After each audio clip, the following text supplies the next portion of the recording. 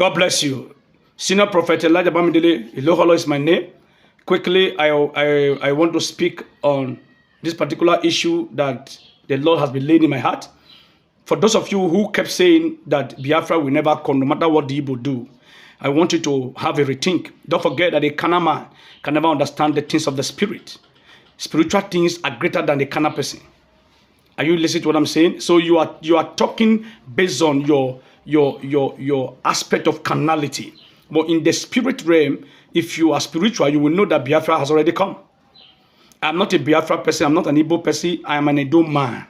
Edo man to the core. Auchi. Part of Edo, part of Yoruba. That is who I am. I'm not an Igbo man. But I'm only speaking as a prophet. On the 26th of December 2020, I gave a prophecy that Nnamdi Kanu was going to be arrested and betrayed by his own people. I gave that prophecy. Many people here didn't believe me. Up to how many months he was picked, he was arrested. I want to beg the federal government to please. That man has suffered a lot. They should allow him to go now. They should allow him to go. They should allow the Igbo to go. Because when you look at all the great offices in Nigeria, you discover that there is no there's no office that a common Igbo man is handling in Nigeria. That is a sign that we don't want these people. Since we don't want them, let's allow them to go. I beg of you, our president. You are a man with a good heart. Let Nnamdi go. Let the Igbo, the Biafra go. I've been saying this for over 7 years. Over 7 years, I've been saying this. I'll be saying I'm only speaking as a prophet, not as anything. Not at all. For a very long time now, I have refused to come online because a lot of people have been threatening me because of the things that God is using me to say online. So because of that, I just had to pop low. I cannot count how many times they have double crossed my car while driving. They brought out my Instagram account that is over 53,000 followers. They brought it down because I was supporting fathers, because I was speaking against the evil that is going on in Nigeria, in the Christendom. I know what I know the price. I know the pain I've gone through just because I'm trying to defend the Church of God, defend some personalities. So because of that, I decided to just pop low for some time. On my Facebook, a lot of followers a lot of people have followed me because of the things that I say, just to defend people. This is my job. My job is to defend, speak the truth, and defend those that I know that, yeah, this person is doing the right thing. Nothing is happening in Nigeria today that Nnamdi Kanu did not forecast, did not prophesy. I'm not a partial man. President Bola Ahmed Tinubu, I was the first prophet in Nigeria in 2019 that came out to speak, that I saw President Bola Ahmed Tinubu becoming the president of Nigeria. Even when Peter Obi came out, when everybody was, hey, Peter Obi, I still came and I said, by voting Peter Obi, yes, but by sitting on the seat, President Bola Ahmed Tinubu. I said it. I did put water in my mouth. Let us not undermine the Igbo because they are small. The Israelites were very small in the land of Egypt. But when God decided to act, the Pharaoh himself knew that, yes, these people, they might be small, but what they carry is bigger than them. The Igbo are the Israelite of Nigeria. I've said this severally. I keep saying it. Let's allow them to go. Since we don't want them, since we don't want to give them positions, since we don't want them to occupy vital positions in Nigeria, let us allow them to go. I promise you in the name of Jesus Christ that if Biafran nation will not be stronger than the nation of Israel, call me a bastard. If Biafran nation will not be stronger than the nation of Israel, if we allow them, call me a bastard. Let's allow them to go. Nigeria, we have all it takes to take care of ourselves. Let the Igbo people go. Enough of all this pain. Enough of all this segregation. Enough of it. President Bola Ahmed Tinubu, I beg of you in the name of God, let these people go. Let there be a dialogue. Sit down with them. What do you want? Sign it. Let them go and start up their own nation. Then Nigeria, you will see how God will raise Nigeria. I beg of you. I beg of you, the president. And you that is watching this video, I pray that you will not suffer what you did not know. The children of Egypt were slaughtered by God because Pharaoh refused to allow the Israelites to go. So I pray that God will protect you. I pray that God will bless the Federal Republic of Nigeria. God will bless our President Bola Ahmed Tinubu, a man with a goody heart. And God will bless Nnamdi Kanu. Please, the President, the man has suffered a lot. Let us allow him to go. May God bless you. And you that is going to watch and share this video, may God, who created the heaven and the earth, remember you at the time of your need. May you not suffer for the sin you did not commit. May God bless Nigeria. May God bless me and you. It is well with you. I will be reading your comments. God bless you. Goodbye.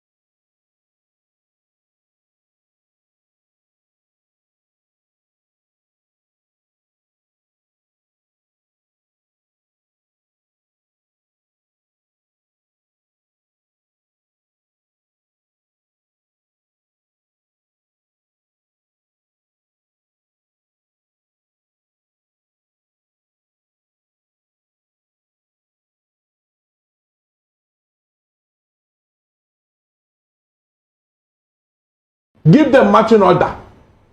At least by now, farmers would have gone back to their farms. But he said that we should just give him 3 months and he will end the issue from our... Please, Fina, please. I know you are trying to be Tinubu's spokesman. Not this morning, no. Not this morning. Be very careful. How many times have you told me that? How many times? No, tell me. How many times? A president that want to work, you send somebody to Benue to go and check what is going on. Your defense chief, for that matter.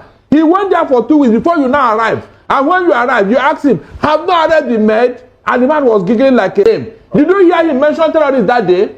Did you hear him when he went to Benue? Did you hear him mention terrorists? Okay. Did you hear him? He's afraid of them. All right, then. Thank you very much, Barrister Darlington. We're running out of time for this conversation. Hello, welcome back to our YouTube channel. I believe you heard everything that the prophet of God has to say concerning our nation, Nigeria, and also particularly Mazi Nnamdi Kanu.